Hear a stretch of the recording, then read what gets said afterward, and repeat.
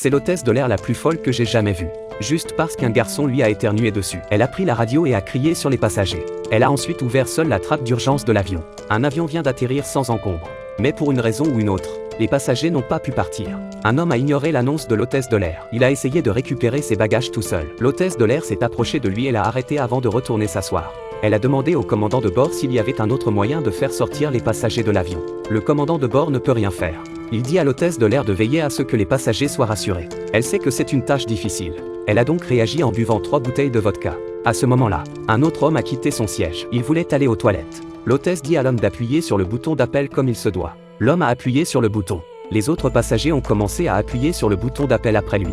Elle était impuissante face à cette situation. Bien qu'elle soit en colère, elle doit servir avec le sourire. Un jeune garçon éternue devant l'hôtesse de l'air qui ne porte pas de masque. Elle tombe à la renverse. Effrayée, un homme fait semblant d'aider l'hôtesse de l'air. Mais en réalité, il essaie de toucher son corps. L'hôtesse n'en peut plus. C'est peut-être l'alcool qui a eu raison d'elle et qui l'a poussée à se dévoiler. Elle a crié aux passagers de s'asseoir. Puis, dans un état d'esprit de départ. Elle s'est plainte de ses 15 années de travail. Tout le monde regarde avec stupéfaction. Puis l'hôtesse est devenue de plus en plus folle. Elle s'empare d'une bouteille de champagne. Elle a dévalé le toboggan de secours. Le personnel de l'aéroport a pensé que c'était dangereux et s'est précipité pour la rattraper. Mais le bouchon de champagne est resté coincé dans sa gorge. Le jeune homme a également songé à quitter le vol.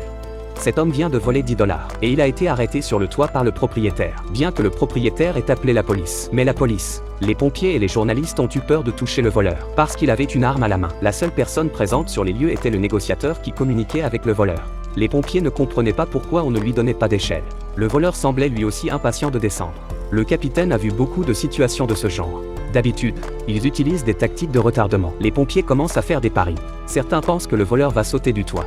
D'autres pensent qu'il va d'abord se jeter dans un arbre. 1 heure plus tard, les pompiers ont commencé à parler à la jolie journaliste. 2 heures plus tard, ils jouaient au poker pour tuer l'ennui. Au bout de 3 heures, les voleurs avaient faim, demandant aux négociateurs de les aider à commander un plat à emporter. Le propriétaire était furieux de la situation. Il a demandé à la police d'arrêter le voleur.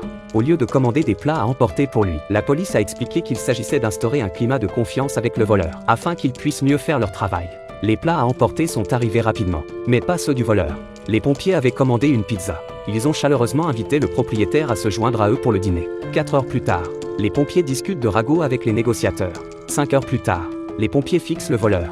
Ils espèrent qu'il va bientôt se jeter à terre. 6 heures plus tard, la police se joint à la conversation.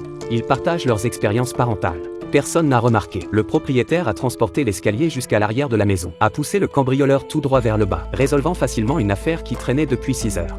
La policière effectuait une visite de routine, mais le congélateur dans la chambre du propriétaire a attiré son attention. La policière s'est approchée avec inquiétude.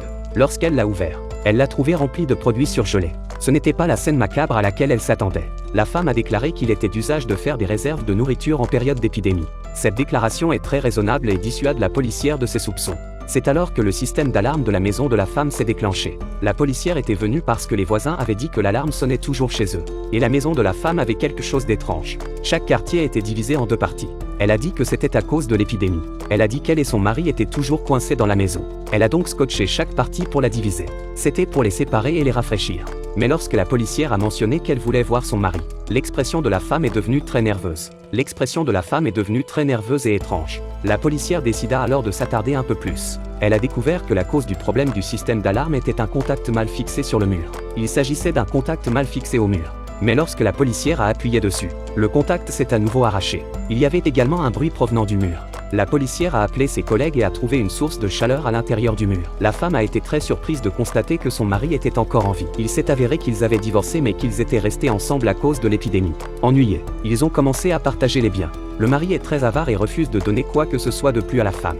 Sur un coup de tête, la femme donne une fourchette à son mari. Elle l'enferme dans le mur pendant 7 jours. Il saigne maintenant abondamment et n'a ni eau ni nourriture. Mais heureusement, sa vie n'est pas en danger. Quant à la femme, elle a perdu la moitié de sa fortune.